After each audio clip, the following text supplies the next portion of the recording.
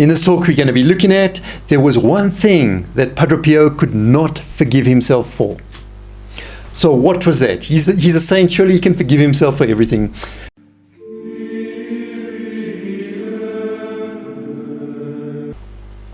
Hello, I'm Edward Urban, presenting the YouTube channel Following Padre Pio, in which we look at the incredible life of the Capuchin monk and miracle worker, Padre Pio, whose intercession is still so powerful today.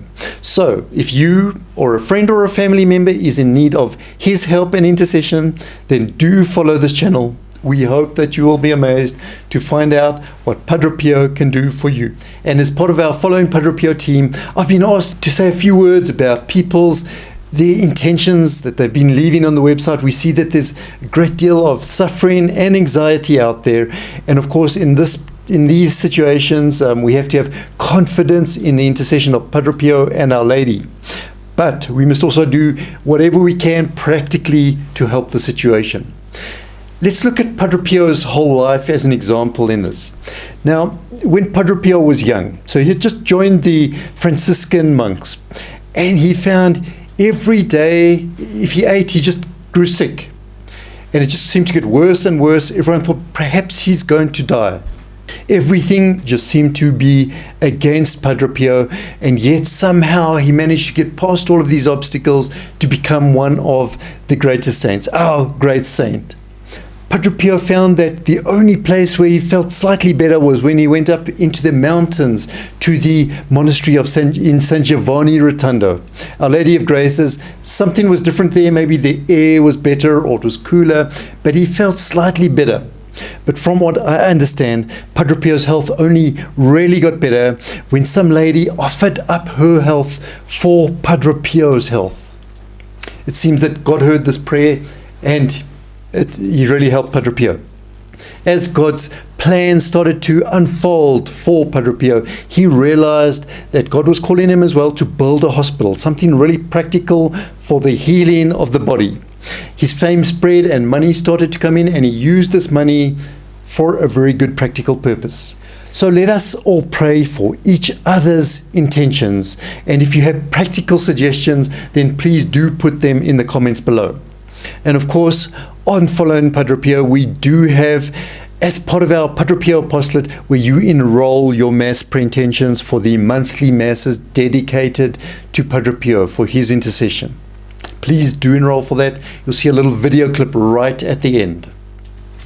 Now that towards the end of his life, Padre Pio was no longer as strong as he used to be. He was getting pretty old at the stage and frail, and he could barely walk. So after an intense day of work, that is in the confessional, Padre Pio would usually finish some last duty, like perhaps it was a short conversation with the staff at the hospital, with the employees at the hospital, and he'd speak to them, and then off he went to cell number 1 for some rest. That was his little room where he stayed. Passing by the Father Guardian cell, which was right next to Padre Pio's cell, he would knock on the door and wish the Father Guardian a good night, and also ask for his blessing. So we can see how it's kind of a spiritual family, this whole thing. Everyone taking care of everyone else and being very cordial towards everyone else. But when he went to rest, he said, I felt a great regret for not being able to take part in the common prayers, not even the last prayers that were prayed at the end of the day.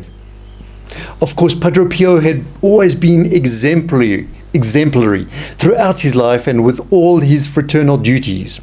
Not being able to do this made him suffer greatly. One day, after hearing the sacramental confession of Father Carmelos Durante, who was the superior of the monastery, Padre Pio then opened his heart to the superior, to Father Carmelos, saying, I do not say this to you as a brother, but as my superior.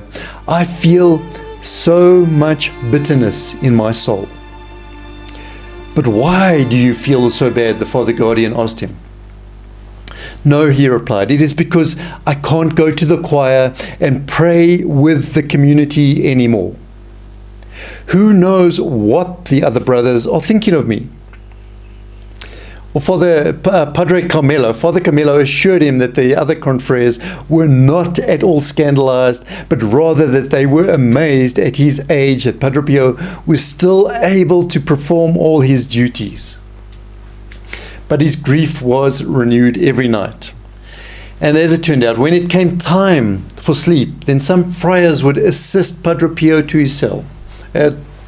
Lead him by the arm, and then they would leave him at the cell, and they went off to the choir to pray.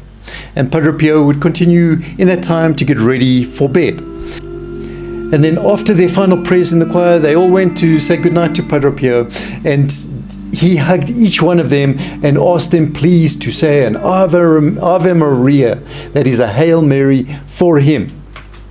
So in this way, Padre Pio finished each day in the name of the Sweet Mother and at peace with his brothers, whom he loved fraternally, his busy day ended.